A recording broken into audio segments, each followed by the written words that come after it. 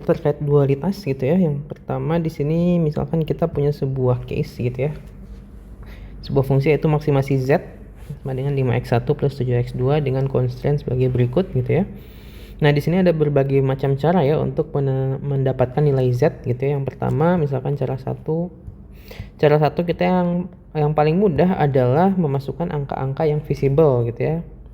Yang memenuhi semua constraint. Misalkan x1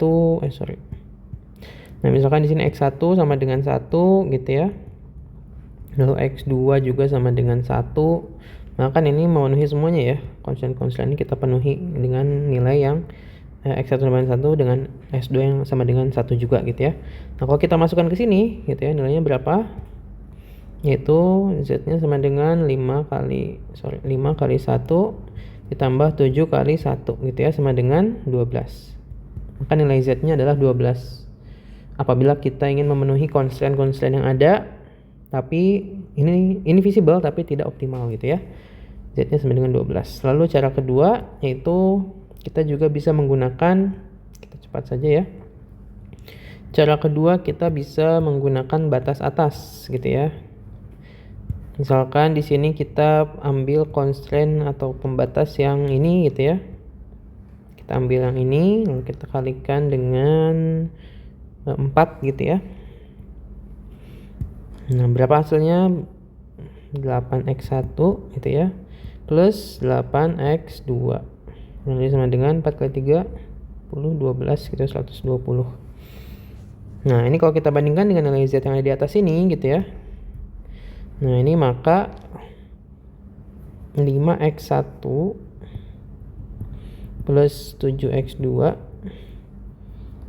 itu kan kurang dari 8x1 dan 8x2 gitu ya. Nah, maka nilai Z ini bisa kita masukkan ke sebelah sini gitu ya. Maka 5x1 plus 7x2 itu kurang dari sama dengan ini ya. Yang artinya 5x1 plus 7x2 kurang dari sama dengan 120. Nah, ini nilai Z batas atasnya gitu ya. Nah, ini cara kedua untuk mendapatkan nilai Z tadi ya. Nah, tentunya kita ingin nanti mendapatkan nilai yang optimal gitu ya. Oke, lalu cara selanjutnya adalah dengan kombinasi linear. Kita hapus dulu. Kombinasi linear gitu ya. Nah, cara ketiga. Oke. Nah, ini kita asumsikan di sini ini kita kalikan dengan 2. Lalu ini kita kalikan dengan 1. Nah, ini kita kalikan dengan 1 juga ya. Nah, kita hitung di sini berarti 2x1 ditambah 2x2 kurang dari sama dengan 7 kali 2 14 gitu ya. Lalu di sini 3x1 plus 4x2 ini sama dengan 26. Lalu di sini 2x1 plus 2x2 kurang dari sama dengan 30. Kita jumlahkan saja semuanya gitu ya. Sama dengan berapa?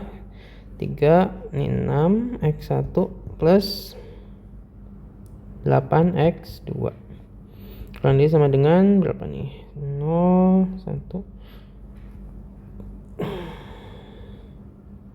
70 ya. Oke, jadi ini nilainya yang baru ya. Nah, kita masukkan nilai Z yang ada di atas ini. Berarti kan di sini 5x1 itu kan kurang dari sama dengan 6x1 ya. Dan juga di sini ada 7x2 itu kan kurang dari sama dengan 8x2. Maka kita bisa masukkan ke sini gitu ya. Sama kayak tadi. Nah, jadi kalau kita masukkan ke sini berarti 5x1 plus 7x2 itu kurang dari sama dengan 70 gitu ya.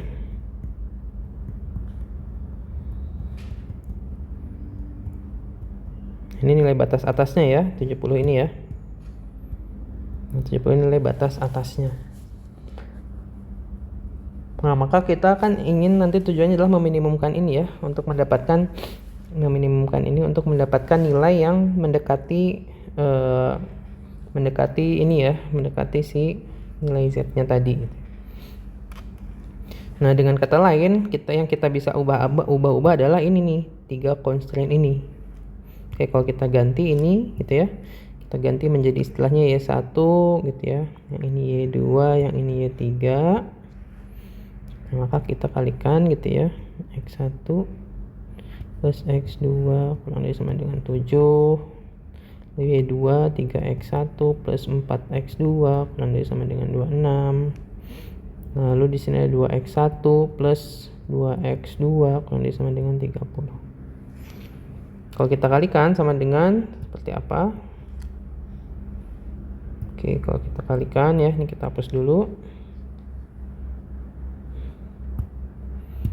Nah, kalau kita kalikan di sini, maka hasilnya adalah X1 Y1 plus X2 Y2 sama dengan 7 Y1 gitu ya, yang satu. Lalu yang kedua di sini 3X1 Y2 ditambah, sorry ini salah ya, ini harusnya Y1 ditambah, kita ke sini ya, lanjutkan, ditambah 4X2 Y2 kurang dari sama dengan 26 Y2 ya.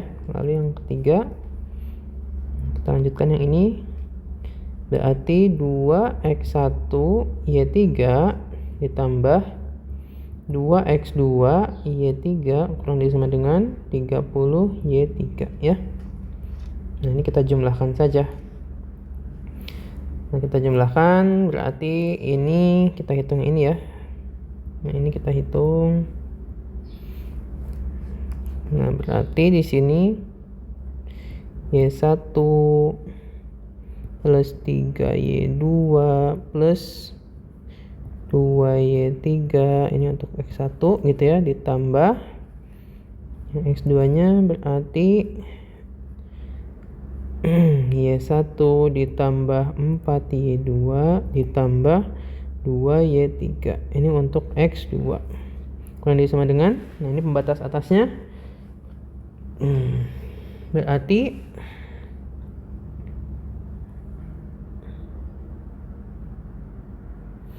pembatas atasnya berarti 7Y1 ditambah 26Y2 ditambah 30Y3 gitu ya. Nah, kalau kita lihat di sini, ini adalah pembatas, nilai pembatas atas. Nah, atau kita sebut dengan W aja ya. Yang tadi tujuannya untuk diminimumkan. Nah, kalau ini kita sebut tadi yang nilai X1 gitu ya.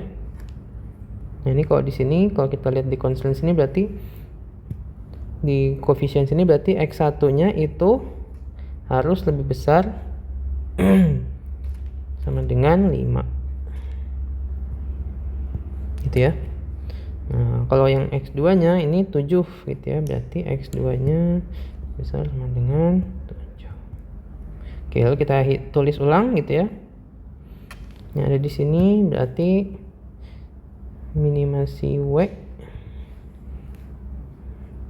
nilainya adalah 7Y1 plus 26Y2 plus 30Y3 dengan subject to-nya ini ya, yang atas ini Y1 plus 3Y2 plus 2Y3 itu harus lebih besar sama dengan 5. Dengan yang X2-nya berarti Y1 plus 4Y2 ditambah 2Y3 besar sama dengan 7. Oke, nah inilah yang kita sebut dengan dual ya. Nah, ini dual. Primalnya yang mana? Primalnya yang ada di atas ini. Nah, ini primalnya. Nah, ini primalnya. Oke. Nah, kita pindahkan sini supaya terlihat. Nah, ini adalah nilai dari primalnya. Nah, ini primal. Gimana ngebedainya? Yang pertama, kita lihat di sini, ini fungsinya minimasi ya. Nah, ini maksimasi Z, ini minimasi Y. Lalu yang kedua, kalau kita lihat di sini pembatas yang ada di primal 7, 26, 30. Itu kalau kita lihat di sini masuk ke koefisiennya 7, 26, 30. Gitu ya. Lalu selanjutnya sebaliknya juga di sini kalau kita lihat di dual di sini ada 5 dan 7 pembatas atasnya. Kalau di primal dia masuk ke koefisiennya 5 dan 7 gitu ya. Dan konstrennya pun kalau kita lihat di dalam gitu ya. Di sini konstrennya Y1 ini sama dengan transposnya X1 plus X2. Begitu juga selanjutnya ini ada 3Y2, ini 4Y2. Kalau kita cek di sini ini transposnya yang ini ya, 3 dan 4. Maka dari itu kesimpulannya adalah untuk yang dual kalau untuk kasus yang minimasi, untuk kasus minimisasi